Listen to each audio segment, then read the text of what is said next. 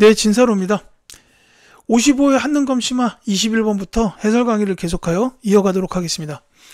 자, 가기구에 대한 설명으로 물어봤는데, 자, 내각 인력은 가에서 있었던 일과 업무를 기록한 책이래요. 정조의 명의에 의해 설치된 왕실 도서관이자 학술 연구 및 정책 자문기관이다라고 나왔어요. 자, 여기서 바로 알 수 있죠? 규장각입니다.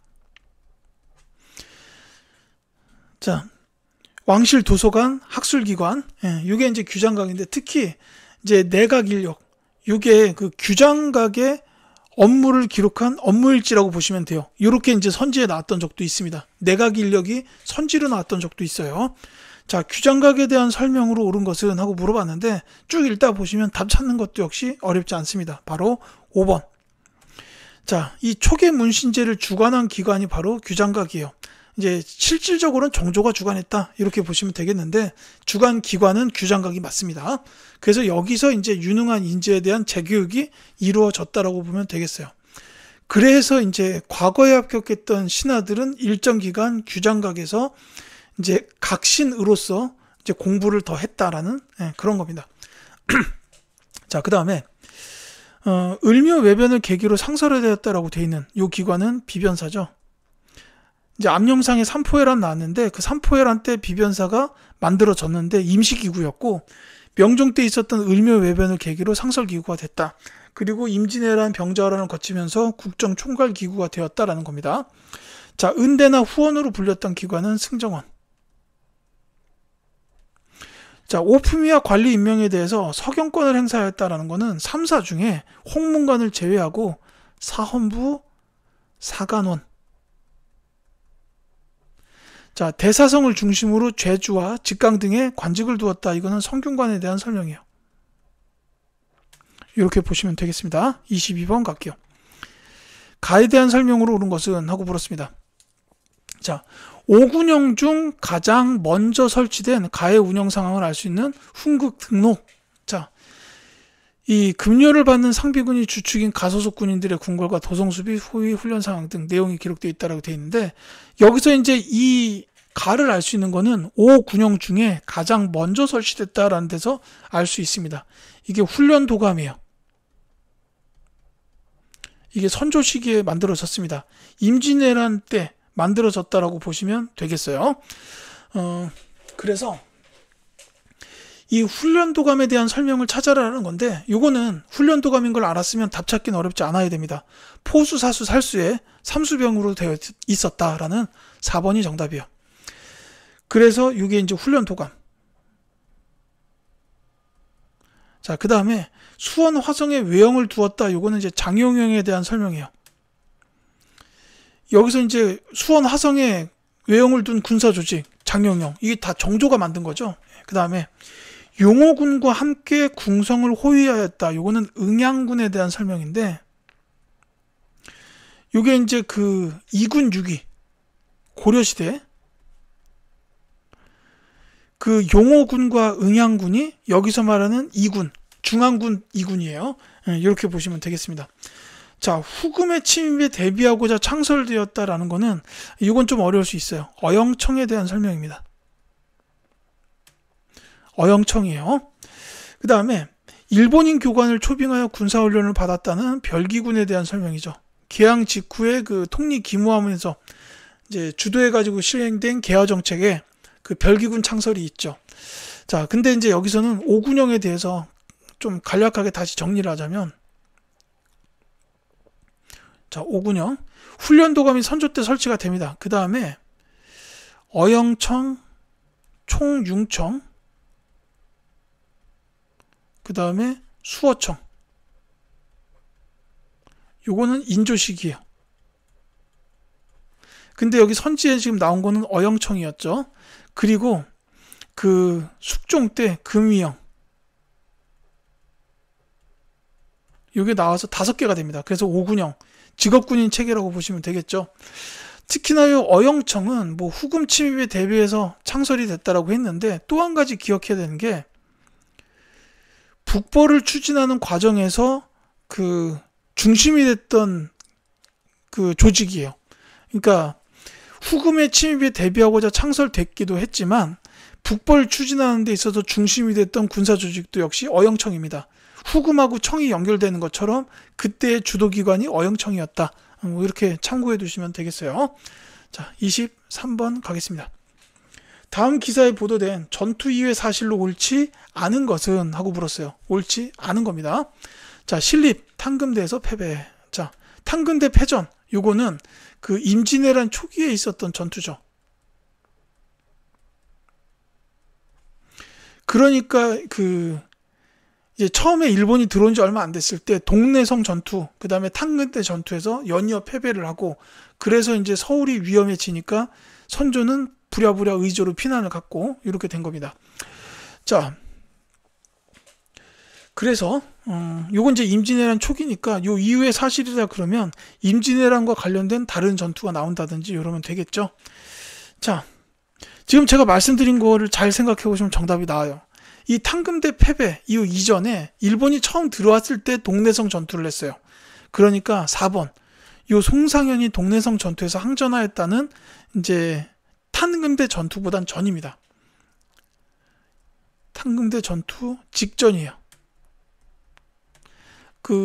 그러니까 이건 이제 임진왜란이 처음 나온 그 전투죠. 그렇게 보시면 됩니다. 이 동래성 전투. 나머지 보면 김시민이 진주성에서 항전하였다. 자, 조명연합군이 평양을 탈환하였다. 이순신이 한산도에서 대승을 거두었다. 권율이 행주산성에서 적군을 격퇴하였다.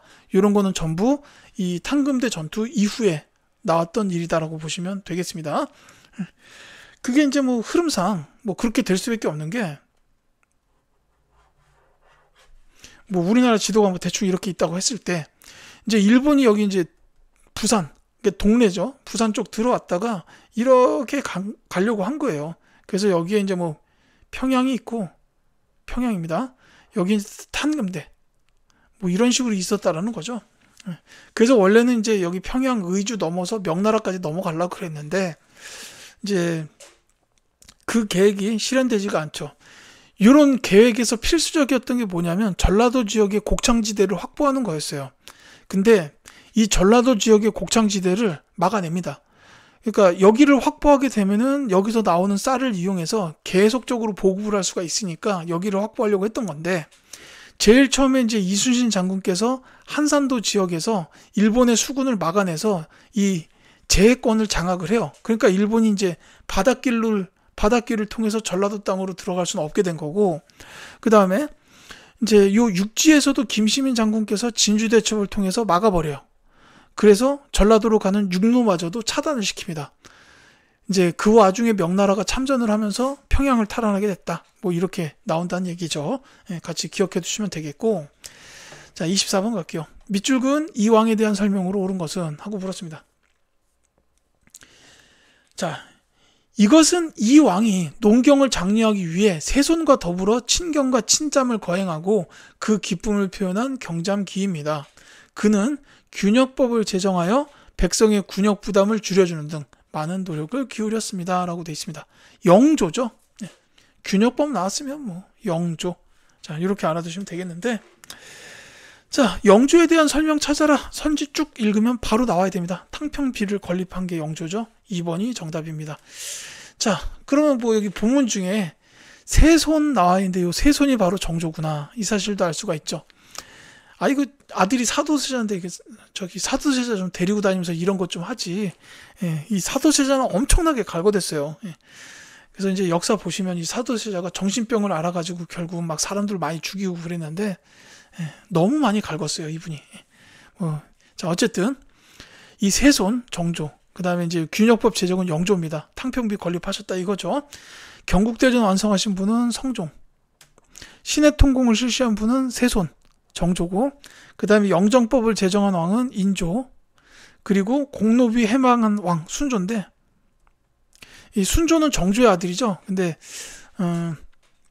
정조 때부터 공노비 해방하려고 이제 추진을 했었는데 이게 순조 때 시행이 됐다. 이렇게 보시면 되겠습니다. 자, 25번. 다음 글을 쓴 인물에 대한 설명으로 옳은 것은 하고 물었습니다. 자, 이 비는 아무도 아는 사람이 없어 요승무하게 잘못 찾아 여기에 이르렀다는 비라고 잘못 불려왔다.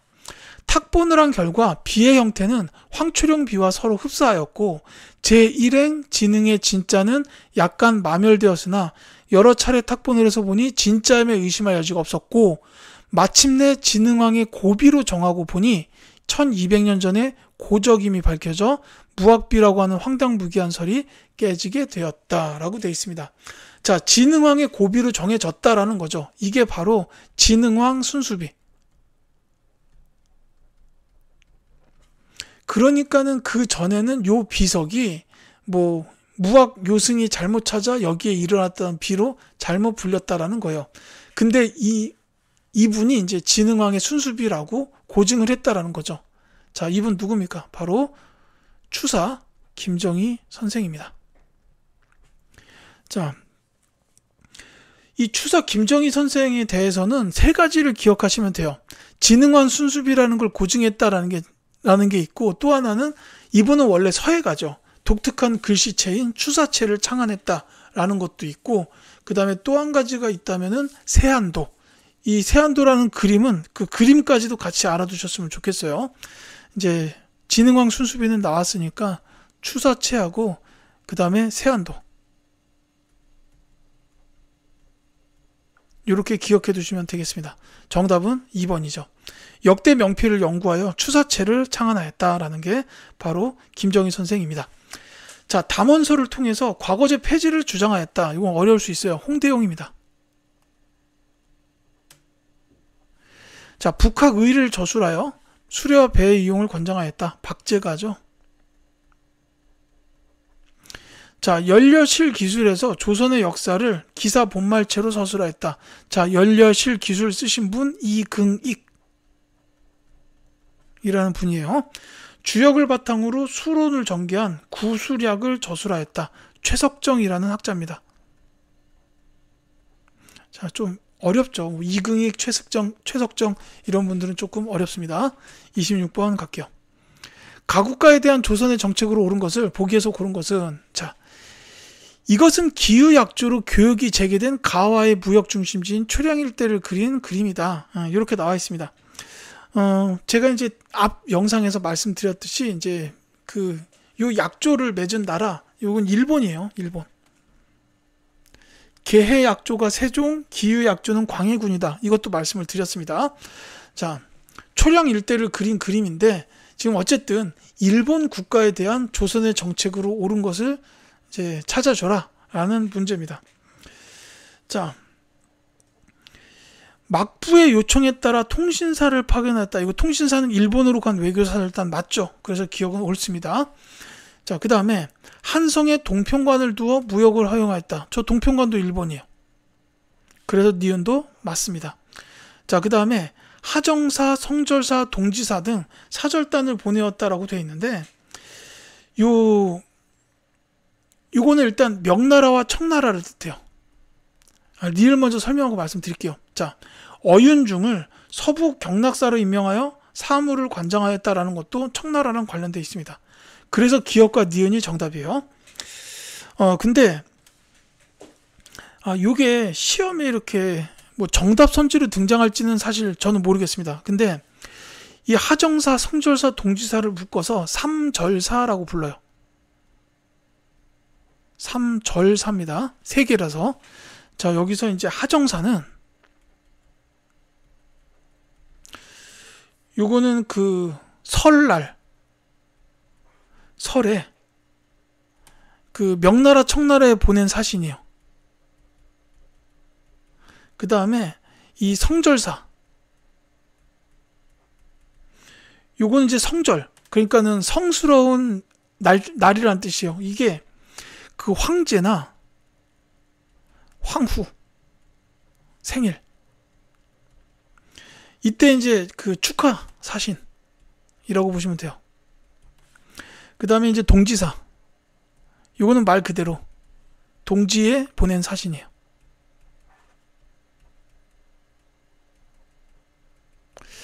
이제 이렇게 이제 삼절사라고 부르는데, 그러니까 이거는 보면 알겠지만 정기적으로 갔던 사신입니다. 다만 이제 이후에 뭐 이제 청나라 시대 오고 이후에 이르러서는 이제 저 사신들이 한번 가면은 뭐 100일 넘게 걸리는 건 기본이잖아요. 그러니까 걸어갔다 걸어오고 이러니까 이제 그러다 보니까 워낙 이제 뭐 시간과 비용이 많이 드는 일이다 보니까 이게 조금 줄어들긴 할 거예요. 뭐 이렇게 설날과 동지 중에 한 번만 간다든지, 그 다음에 요 성절사랑 뭐 이제 하정사를 뭐 겸해서 간다든지 뭐 이런 식으로 많이 이렇게 이제 줄어들었던 그런 거는 좀 있습니다. 근데 이제 요 사절단은 명나라와 청나라 시기에 이제 조선이 명청을 사대했던, 그러면서 나왔던 사절단이라고 보시면 되겠죠. 자, 27번. 가해당하는 문화유산으로 오른 것은 하고 물었습니다. 자, 국보에다가 충청북도 보훈군 불교 건축이래요. 자, 충청북도 보훈군이 나왔으면 이거는 바로 나와야죠. 이제 뭐 조선시대 유일한 목탑이다 이런 것도 중요하지만, 이제 보훈 나오면 법주사, 팔상전 이렇게 나와야 됩니다. 1번이 정답이에요. 자, 이 법주사 팔상전이 현존하는 유일한 조선시대의 목탑이다 이렇게 보시면 되겠습니다. 자, 이 화엄사 각황전은 구리에 있죠. 그리고 금산사 미륵전은 김제, 이제 견훤이 유폐됐던 절이 금산사죠. 그 다음에 요 무량사 극락전, 요거는 이제 충남 부여, 백제의 도읍지 사비였죠. 그 다음에 이 마곡사 대웅보전, 요거는 이제 공주에 있었습니다. 뭐 이 정도 지역만 간략하게 얘기하고 지나가도록 할게요. 28번. 가시기에 있었던 사실로 옳은 것은 하고 물었습니다. 서학은 반드시 큰 화를 가져올 것입니다. 이를 따르는 이가환, 이승훈, 정약용을 처벌하여 주소서 하니까 아랜대로 하시오라고 나왔습니다. 자, 이승훈이나 정약용 이런 분들이 나왔죠. 자, 요 분들이 처벌을 당하게 된 요 시기는 바로 신유박해, 신유박해입니다. 요거는 이제 순조 때예요. 이제 요 신유박해 이전에 신해박해가 있었어요. 근데 요 신해박해는 정조 때인데, 사실 이 정조는 그 뭐 정약용 관련돼 있잖아요. 그러니까 정약용 집안이 천주교 집안이었어요. 그러니까 정조는 이 뭐 본인이 공부한 성리학적인 사실로 봐도 그렇고, 이렇게 그 서학을 공부한 사람들을 처벌하고 싶어 하지 않아 있어요. 그래서 이 정조 때 신해박해 때는 윤지충 위주로만 처벌이 이루어집니다. 근데 신유박해 때는 대대적인 그 박해가 가해졌죠. 순조 시기에 있었고, 이때 뭐 정약전은 저 흑산도, 정약용은 저 강진이나 이쪽으로 이렇게 이제 뿔뿔이 유배를 가는 이런 일이 있습니다. 자, 가사건이 있었고, 그 다음에 그 뒤에 보니까 동학은 어리석은 사람들을 현혹하는 것이니 그 두목인 체제를 효소하여 본보기로 삼으소서 그리하시오 라고 나왔습니다. 요거는 이제 흥선대원군 집권 시기예요. 이 고종인데 나이가 어렸죠, 고종이. 그러니까 요거는 흥선대원군이 이제 전면에 나서서 정치를 했던 시기. 왕은 고종이었지만 흥선대원군 집권 시기입니다. 최재우가 이제 사형된 게 이 시기다라고 보시면 돼요. 그러니까 지금 요 신유박해 이후에 흥선대원군 집권 시기까지 요건데, 자, 이게 이제 요 두 가지 사실을 알았어도 이 문제가 쉽지가 않은 게, 이제 말씀을 드릴게요. 두 개가 남아요. 자, 왕이 도성을 떠나서 공산성으로 필환했다. 요거는 인조 시기예요. 이게 이제 이괄의 난입니다. 이괄의 난. 자, 오페르트가 남영군 묘 도구를 시도하였다. 요거는 이제 흥선대원군 집권 시기죠. 병제병 오신 척할 때 그 오입니다. 독일 상인 오페르트가 흥선대원군 아버지죠. 이 남영군 묘의 도굴. 요 흥선대원군 시기예요. 자, 홍경래 등이 난을 일으켜 정주성을 점령하였다. 요거는 순조 시기입니다.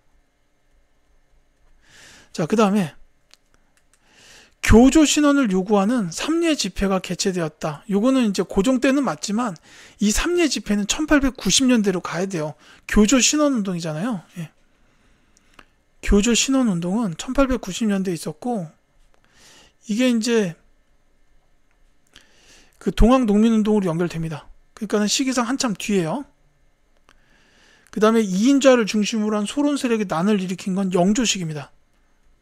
자, 보시면 제가 설명드린 거에서 정답이 딱 나오질 않습니다. 왜냐하면 요 2번과 3번 선지 두 가지가 이제 남게 돼요. 흥선대원군 집권 시기에 남영군묘 도굴시도, 그 다음에 순조 시기에 홍경레이난이 있었습니다. 그렇기 때문에 이 순조랑 흥선대원군 사이에 뭐지? 하는 게 남게 돼요. 이거는 조금 더 디테일하게 들어가 봐야 되는데, 이 최재우의 최재우를 이제 처형한 요 사건은 이제 흥선대원군이 집권하자마자 있었던 일이에요. 이제 거의 집권한 지 얼마 안 됐을 때다. 뭐 요렇게 보시면 됩니다. 근데 이 오페르트의 남영군묘 도굴시도 사건, 요거는 이제 병인박해 병인양요 그 뒤로 이어진 그 사건이기 때문에 시기상 이 남영군묘 도굴시도 사건이 조금 더 뒤에요. 이게 사실 이 문제가 진짜 어려운 게, 이게 연도로 따지면 이게 아마 1864년, 그 다음에 남영군묘 도굴시도는 1868년이에요. 그래서 이제 제 생각에는 이 문제가 굉장히 어려운 문제인 게, 이렇게 4년 차이로다가 문제를 내는 경우가 크게 많지가 않은데, 그래서 이게 좀 어렵지 않았을까 싶어요. 그러니까 이 남영군묘 도굴시도 사건은 이 최재우 처형 사건 이후에 있었던 일입니다. 그래서 정답은 3번 홍경레이난, 요게 이제 순조 시기에 있었다라고 볼 수가 있어요. 굉장히 좀 어렵습니다. 왜냐하면은 이 최재우의 처형과 이 오페르트 사건이 이렇게 뭐 연관되는 키워드가 따로 존재하는 것도 아니고 해서 흐름으로 기억하기도 좀 어렵죠. 그래서 굉장히 어려웠던 문제로 보여요. 자, 29번. 밑줄근 중건 시기에 있었던 사실로 옳은 것을 보기에서 고른 것은, 자, 중건 나왔잖아요. 경복궁 중건. 자, 이것도 흥선대원군 시기네요.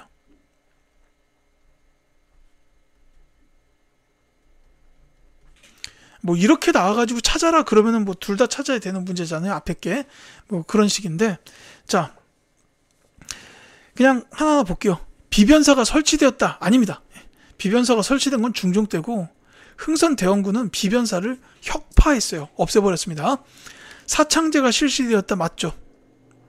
그 다음에 원납전이 징수된 것도 이 경복궁 중건과 관련해가지고 양반들한테 기부받은 거, 대전 통편이 편찬된 거는 정조. 그렇기 때문에 니은과 디귿이 옳다라는 3번이 정답이 되겠습니다. 자, 그 다음에 30번. 밑줄근 기억이 원인이 되어 발생한 사건으로 옳은 것은, 설명으로 옳은 것은 했어요. 자, 해군제독 로즈기야. 자, 프랑스인 주교 2명과 선교사 9명을 희생시킨 사건이 조선에서 벌어졌습니다. 확실한 복수가 필요합니다. 라고 되어 있습니다. 자, 지금 여기 이 사건 기억이 바로 병인 박해. 프랑스 주교 2명과 선교사 9명이 죽었다라는 거죠. 병인 박해입니다. 자, 이게 원인이 되어서 발생한 사건에 대한 설명이기 때문에 지금 이 사건 자체는 병인 양요라고 보시면 되겠어요. 자, 병인 양요에 관련해서는 이제 뭐 프랑스 군대가 강화도로 침략을 해왔다라는 것도 물론 당연히 알아야 되는 내용이고, 그 외에 기억하셔야 되는 게 뭐가 있냐면은, 정족 산성에서 양원수 장군, 조금 더 어렵게 나온다면 문수산성에서 한성근 장군. 근데 사실 그 양원수 장군의 정족산성이 좀 더 중요하긴 해요. 그리고 또 한 가지는 외규장각 도서. 대표적으로 의궤 같은 요런 도서가 있어요. 요 약탈됐다. 왔으면 곱게 자기네 뜻을 관철하고 갈 것이지 남의 중요한 문화재를 싹 다 훔쳐가고 이랬다는 거죠. 자, 요거 기억하시면 되겠는데, 그래서 정답은 금방 나옵니다. 2번이에요. 양원수 부대가 정족산성에서 승리하였다라는 게 정답이고, 자, 운효가 강화도와 영종도를 공격하였다. 요거 운효 사건인데 나중에 강화도 조약으로 이어질 겁니다. 정부가 청군의 출병을 요청하는 계기가 되었다. 요거는 이제 두 가지죠. 이모군란, 갑신정변. 하나 더 꼽을 수 있어요. 동학농민운동. 청군의 출병 요청까지만 나왔으니까 동학농민운동도 해당이 되겠네요. 왜냐하면 이 동학농민운동 발생했을 때도 정부에서는 청나라에다가 SOS를 쳤고, 청나라가 알겠다고 들어왔는데 그때 텐진 조약의 조항 때문에 일본에 먼저 알려줬고, 그러니까 일본도 따라서 들어온 거죠. 그러면서 청일전쟁이 벌어지고 일본은 경복궁을 불법 점령하는 이런 일로 이어지게 됐다는 겁니다. 자, 사퇴 수습을 위하여 박 교수가 안핵사로 파견된 거 임술 농민 봉기. 진주 지역에서 일어났죠. 자, 흥선대원군이 텐진으로 압송되는 결과를 가져왔다. 이모군란입니다. 진압했으면 진압했지. 지네가 뭔데 흥선대원군을 데리고 갑니까? 이제 자, 어쨌거나 30번은 이와 같이 된다라는 겁니다. 병인 양요에 대한 문제였어요. 이렇게 해서 30번까지 설명을 드렸고요. 31번부터 40번까지는 또 다음 영상을 통해서 말씀드리도록 하겠습니다.